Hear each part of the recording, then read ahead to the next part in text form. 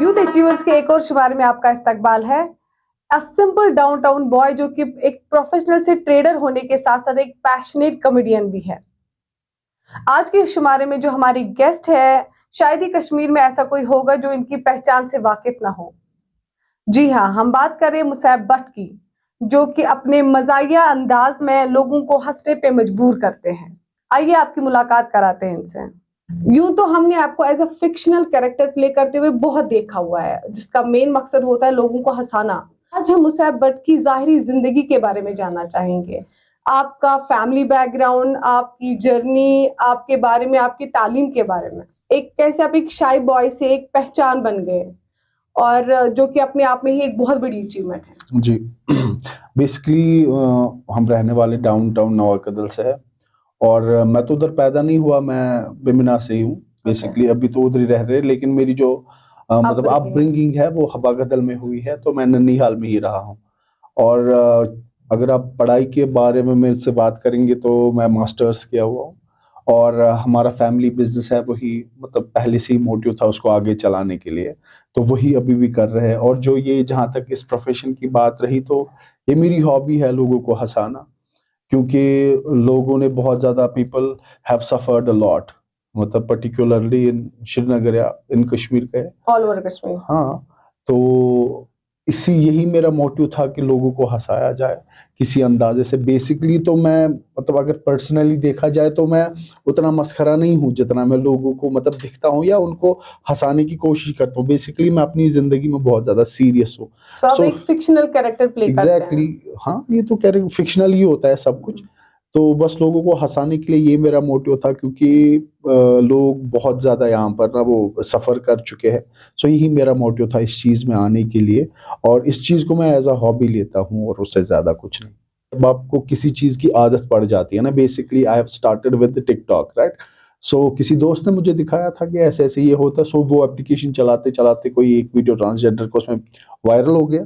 सो पहले तो मुझे बहुत लोगों ने लताड़ा, मतलब आई मीन टू से कि जो मेरे रिश्तेदार थे, बाकी लोग थे, डॉक्टर्स थे, इंजीनियर थे, ये क्या कर रहे हैं, नाम बदनाम कर रहा है एंड दैट मतलब स्टफ स्टार्टिंग में। तो वो बहुत मैंने डिप्रेशन हुआ, घर से निकल गया मैं उस टाइम पे। जब वो फेज निकल गया तो वो शाइनेस भी चली गई, वो कैमरा थ्रेट भी चला गया, वो सब चीजें उसी के साथ चली गई and I go with the flow. So basically आपको एक हार्ड टाइम मिला है। हाँ, हार्ड टाइम हर एक चीज में हो, जब मतलब आपको कुछ अचीव करना हो जिंदगी में तो हार्ड टाइम तो होता ही है ना, हर एक चीज में हार्ड टाइम होता है। सो वो मैंने, मुझे लगता है, बहुत अच्छे से टैकल किया एंड उसकी बदौलत पे मतलब फिर वो चीजें चली। और अभी की आप चीज ले लो, लड़कियां हो लड़के हो कोई फर्क नहीं, और बहुत ही मॉडर्नाइजेशन हो गई है इस मामले में। तो उस टाइम तो बहुत था, अगर थोड़ा सा किया जाए कि मैं थोड़ा सा वीडियो उधर इधर बनाता था तो बहुत तताड़ा जाता था। लेकिन अभी उसके बाद जो टाइम निकल गया, उसके बाद जो ही मतलब मैं आगे चला इस चीज़ में, तो लोगों के अप्रिसिएशन मिलना स्टार्ट हुआ, तो मुझे बहुत फ़ोन कॉल्स आते थे कि हम बहुत खुश हैं आपसे, मतलब कैंसर पेशेंट्स, बहुत ज़्यादा पेशेंट्स की मुझे कॉल आए कि ऐसे ऐसे। फिर उसके बाद जब 1-2 साल हुए तो फिर फैमिली मुझे सपोर्ट करने लगी इस चीज़ में, कि उतना मुझे लोग नहीं सपोर्ट पहले वो करते थे। अगेंस्ट थे आपके। हाँ, फिर वो, और जो फिर मेरे रिश्तेदार थे वो कहते थे कभी हमारे घर आओ एंड ऑल दैट, वो फिर मेरी मुलाकात के लिए तरसते थे। विद द टाइम जब मैं गानों में आया तो वो सारी चीजें होती रहती है जिंदगी। दोस्तों का कैसा रोल रहा? दोस्तों का तो पहले स्टार्टिंग में उड़ाते हैं ना मजाक कि अरे क्या कर रहा है क्या नहीं, तो बेसिकली मेरे उतने दोस्त है नहीं, मैं दोस्त रखता नहीं। तो लेकिन अब जो मोहल्ले में जानने वाले होते हैं, ये क्या शो करा हो, क्या शो करा, वही 1-2 साल। उसके बाद हमसे क्यों नहीं मिलते, फोन पे फोन, जिनको मैं जानता नहीं था। सो ऐसा।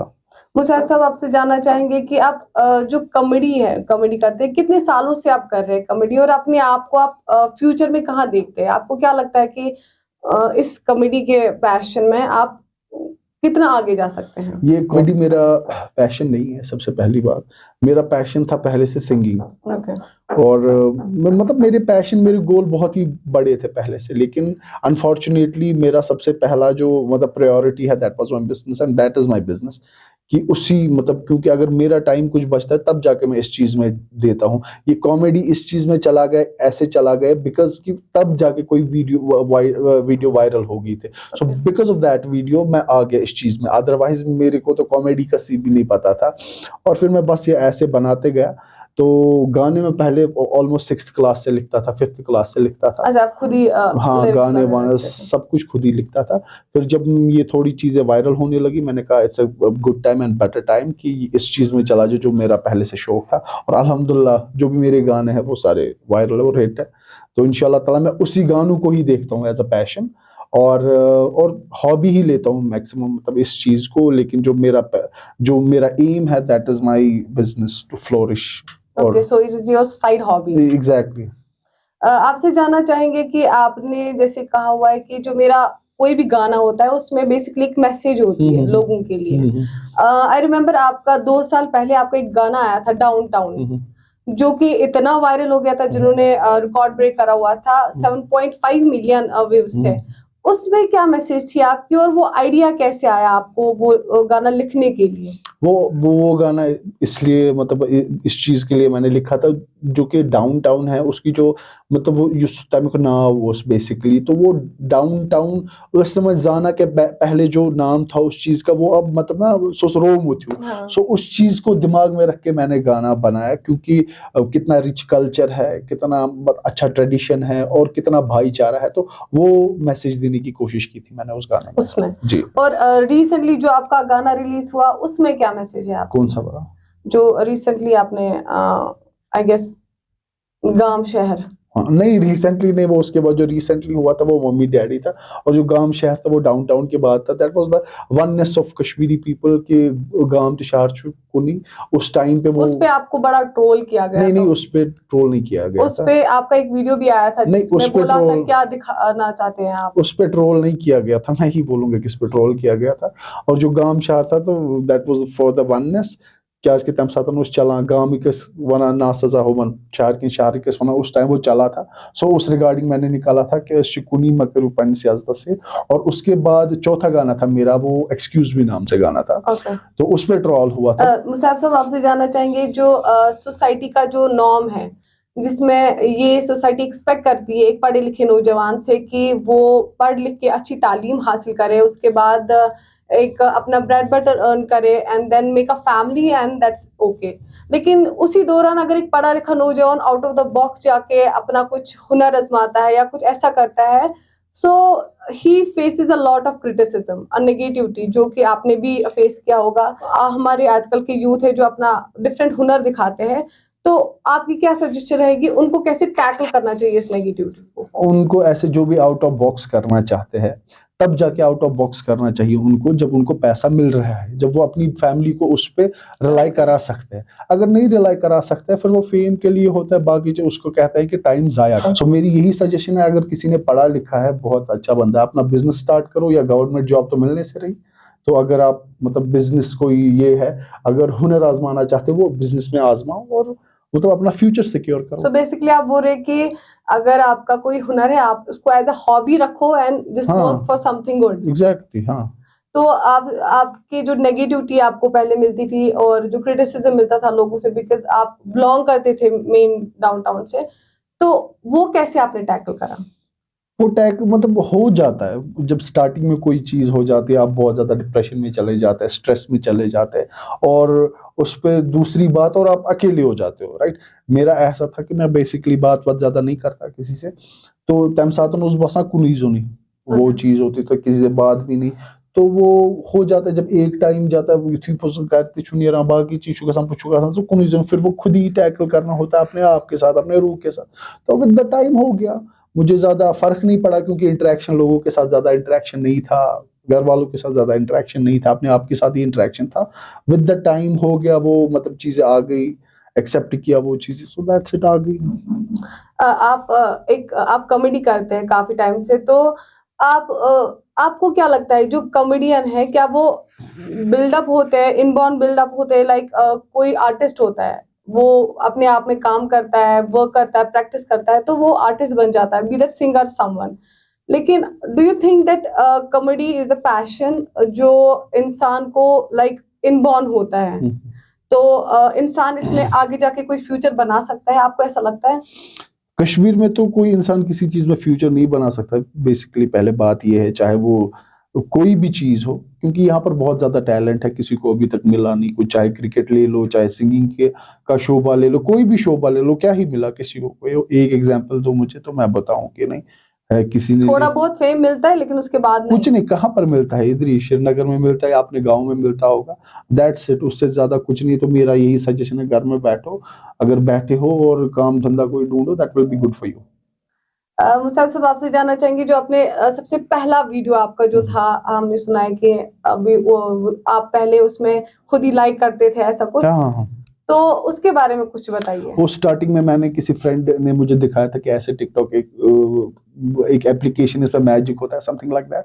तो मैंने इंस्टॉल की, क्योंकि वेले बैठे थे उस टाइम, घर पे कुछ था नहीं करने को, ऐसे ही बैठे थे, तो मैंने वो ट्राई किया। तो फिर मैंने सोचा कि आत्म रिकॉर्ड था आसान, तब मिमिक्री थी क्यों मैं करता रहता था ये सब कौन सी चीजें। ये ऐप थी? टिकटॉक। ओके। हाँ, तो मैं करता रहता था ये सब चीजें, जैसे मैंने आपको कहा कि मैं 5th 6th से लिखता रहता था गाने, मेरे को बहुत ज्यादा शौक था इस चीज का, कि गानों का बेसिकली। तो जब ये आ गया, फिर मैं पुराने गाने चलते थे, फिर लिपसिंग करता था उस चीज पे। तो होते होते गया, तथ से अख लाइक उस बह करान, दूसरा माँ के फोन से, तीसरा बहन के फोन से, ऐसे करता रहा। तो विद द टाइम हो गया, फिर एक वीडियो आ गया यूट्यूब, मतलब 4-5 महीने हो गए, 6 महीने हो गए इसी चीज में। फिर एक वीडियो आ गया, नॉर्मली एक ट्रांसजेंडर का वीडियो था, अच्छा छे पाई में कोता छुना लहसुन बसन, तो मैंने उस पर एक वीडियो बनाया। और दूसरा था चांद खुद कूता रुत मगर है फेसबुक। तो वो 2 वीडियो मैंने बनाया, पहले एक बना, फिर 2 दिन बाद दूसरा बना, और वो बहुत ज्यादा ये हो गए, वायरल हो गया। वायरल हो गए। तो मुझे वो रहता है ये, मतलब फिर जब मैं दूसरे पेजों पे देखता था, या जो वारे असल लड़के इम्स क्या गोदते वो, हाय हाय हाय, ये क्या वो। और मुझे इतना ज्यादा डिप्रेशन हुआ उस चीज पे, जब मैं देख रहा था मुझे मैसेज आते थे, है ये क्या शुद्ध करूँ, करना डिलीट। एंड मैंने करा है अभी वो डिलीट, लेकिन वो पेज तब वो, जब तक उनका वो वायरल नहीं होता वो नहीं करते थे तब तक ये। हाँ, युथि सुगो ऑलरेडी, मुझे पता मानती छन का फर्क पे जो होना था वो हो गया, सो लेट इट बी। सो और थिंक आपके जो पेरेंट्स है, आपके फैमिली मेंबर्स है, उन पे उस वक्त उनका क्या रिएक्शन था आपकी तरफ? बहुत ही गंदा रिएक्शन था कि मंद चाहिए ऑल दैट है ना, जो कॉमनली हाँ बोलते हैं। होता है। तो इसके ये नहीं किया, लेकिन मैंने सुनी नहीं उस टाइम पे, मैं कंटिन्यू करता रहा। आपको, हमने सुना है कि आपको इस लाइक कॉमेडी के दुनिया में आने से पहले आपको बहुत हार्ड टाइम मिला था, उसके बारे में थोड़ा बहुत अगर आप हाँ, बस वो हो गया था, वो बहुत सारे इंटरव्यू में मैंने बोल दिया। हो था होता है, मतलब हार्ड टाइम, हार्डशिप्स आती है जिंदगी में, तो वो जो उस मतलब इसलिए आती है कि इंसान को सिखाने के लिए। बिल्कुल इंसान जो आसान, मतलब बेसिकली बहुत ज्यादा सोच जो आसान, यीट्स काल से तम्स हार्डशिप इन कोई जिंदगी में ठोकर ना लगे। आजमाइशें ना हो, तो वो इंसान नहीं बनता है। मैं बिल्कुल। अल्हम्दुलिल्लाह, मैं बहुत ज्यादा शुक्र करता हूँ अल्लाह ताला से, कि मतलब जो भी मेरी लाइफ है, I am very very much satisfied. मतलब क्या, मतलब मैं तो अब शब्द कम पड़ जाएंगे शुक्र करते करते अल्लाह ताला का। तो अब वो चीजें भी हुई, उसमें भी बहुत ज्यादा शुक्र करता हूँ कि सिखा गई कुछ चीजें जिंदगी में, चाहिए तभी मैं इस चीज में आया। अगर नहीं हो, मतलब नहीं हुई होते तो नहीं आता मैं, वो भाषा सुई लूँ, समथिंग लाइक दैट। सो अल्हम्दुलिल्लाह, मतलब अल्हम्दुलिल्लाह फॉर एवरीथिंग। आपकी क्या मैसेज रहेगी यूथ के लिए? ये जो सोशल मीडिया पे मतलब वीडियो अगर आप वेले हो तो चला रहे हो, दैट्स गुड। अगर माँ बाप की रोटी पे पले हुए हो तो दैट्स गुड, जब तक माँ बाप है ठीक है। और अगर आपको खुद कुछ करना है तो बनो, एस्टेब्लिशमेंट करो, चाहे वेदर इट इज बिजनेस और गवर्नमेंट जॉब, वो तो रहने से रही। तो इस चीज में ना आ जाओ, दैट्स माय मैसेज। मुसब साहब बहुत बहुत शुक्रिया आपका। मिलते हैं आपसे एक और शुमारे में एक और नए क्रिएटिव आर्टिस्ट के साथ, तब तक के लिए मुझे दीजिए इजाजत। अल्लाह हाफिज।